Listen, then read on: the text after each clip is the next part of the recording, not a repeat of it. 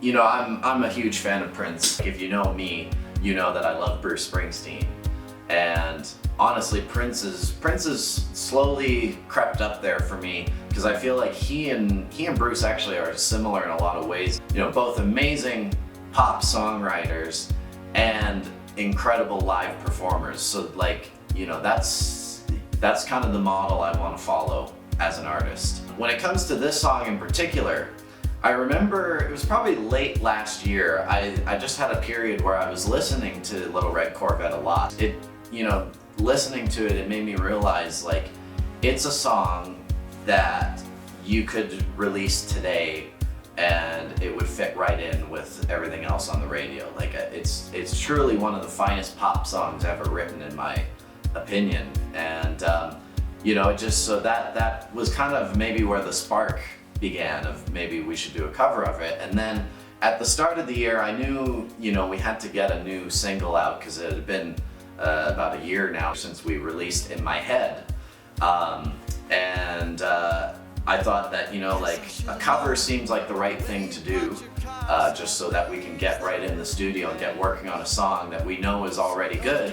And yeah, Little Red Corvette I think was the best choice because it's, you know, it's a exciting, upbeat song that's also got emotion to it, and it's you know, I think it's something that you know would work really well with kind of a modern twist on it. So that's why we went with Little Red Corvette.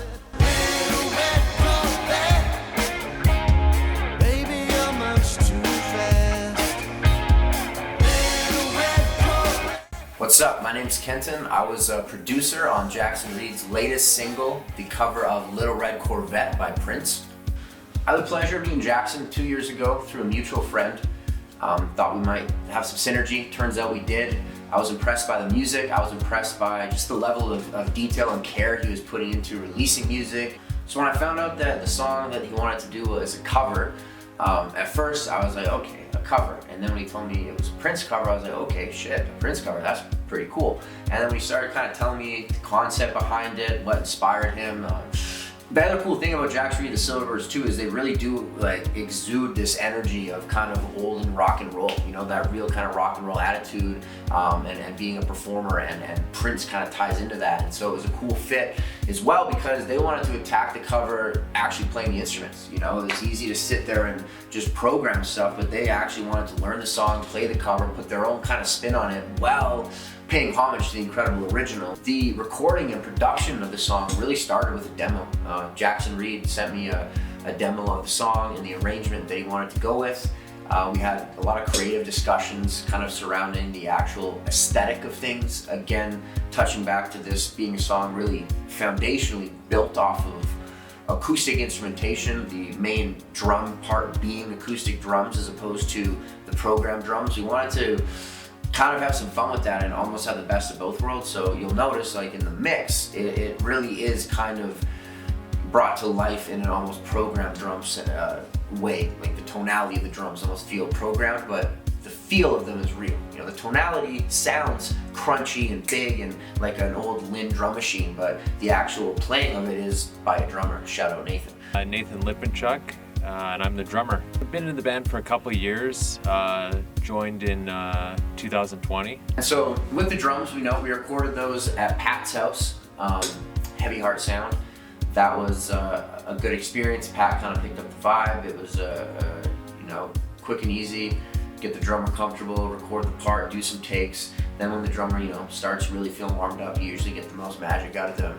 I guess kind of keeping the simplistic nature of the song, keeping the, you know, the drum beat, the bass drum patterns pretty much as it was as recorded, and just kind of finding ways to stay true to the song, but still come up with new creative ideas of how to approach it, like adding in different effects or cymbals, drum fills, that kind of thing. Alright, my name is Patrick Macaulay. I run Heavy Heart Sound Studio, and I will be engineering on the drum tracking on this tune.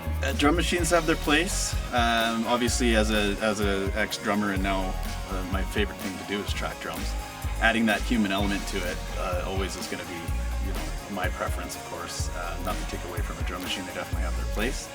And I think Nathan did excellent job of creating the sound that the song needs and what you guys are looking for in it. And I think it's going to sound a lot better with human drums in there. I always love that. I mean, not to take away from the drum machine, it has its place, but how can you beat it? Small room, as you can see, so the mic placement is huge. I take a lot of pride in my drum tracking as an ex-drummer and figuring out the best way to get the best sounds out of this room. Helps with having a beautiful drum kit like these DW collectors, a nice maple kit, lots of different cymbals and snares to choose from to get the sound that we're looking for. We did play around with a little bit of the tuning and some snare sounds before we sat down and got into the tracking. I think it's starting to sound really, really good, and once the edits are done, I think you will find that it's going to sound pretty killer. After drums were done, then we went to tracking bass. I always, as a producer, especially with actually a lot of genres, is having the kick drum and the bass locked in. I feel like those low end just need to lock in. It really provides the base of the song, no pun intended. The bass was interesting because I mean it was kind of the easiest part of the song, I would say, because Little Red Corvette, it's it is a very thumping bass line, like it really matches what the kick drum is doing, but it's it's just boom, boom, boom, boom, boom, boom, boom, boom, boom, boom.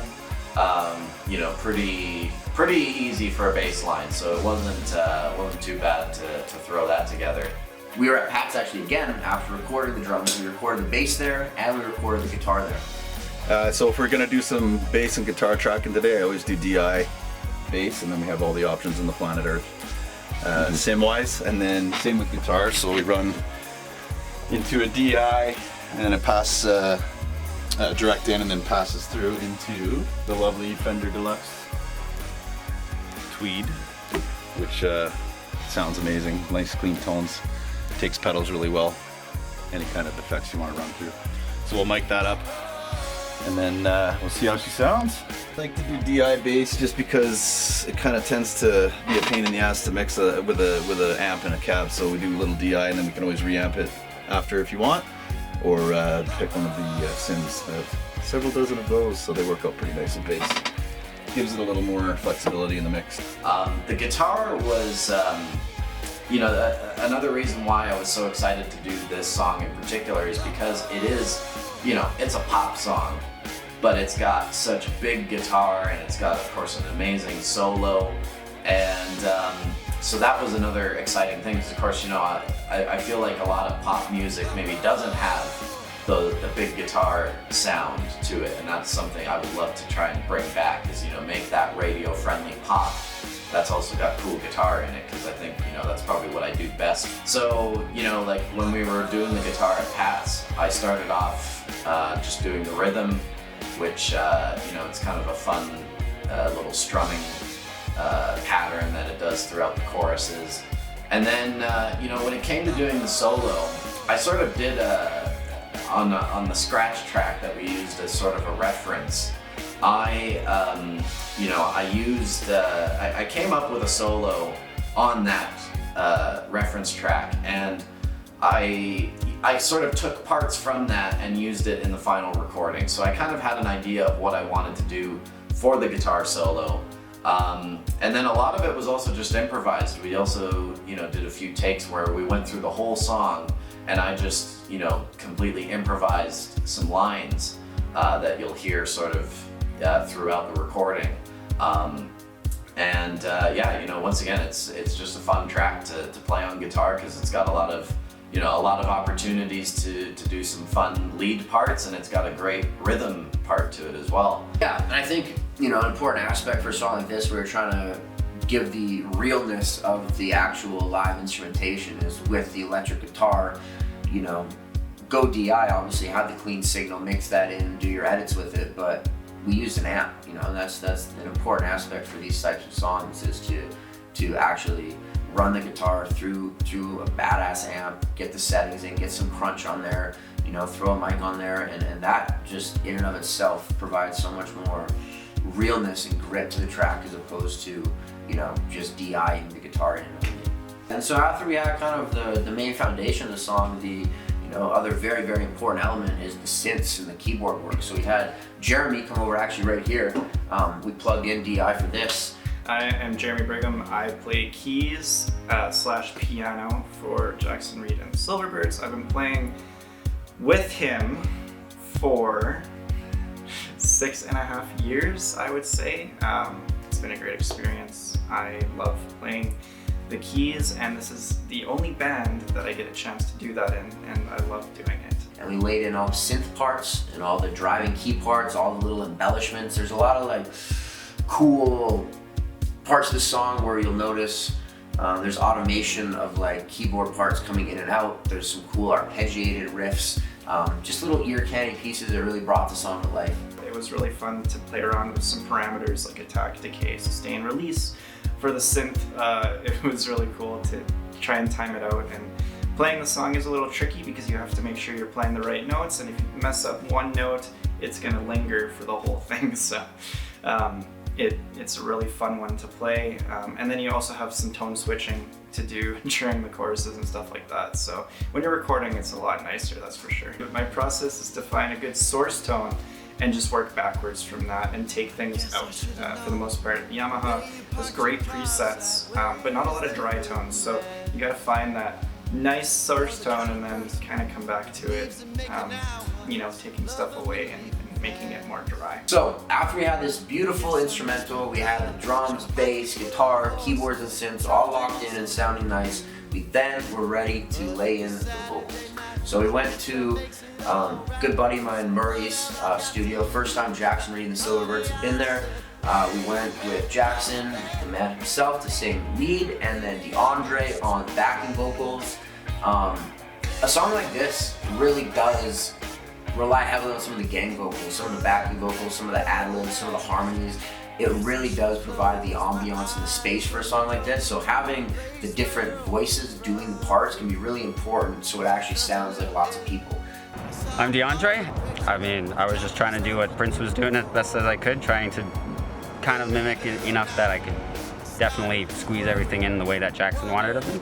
So it's always nice to be behind the mic. Always good to be in the studio recording, especially with such a good quality studio with everybody knowing exactly what to do. The mixing was perfect. Everything was just flowed nicely.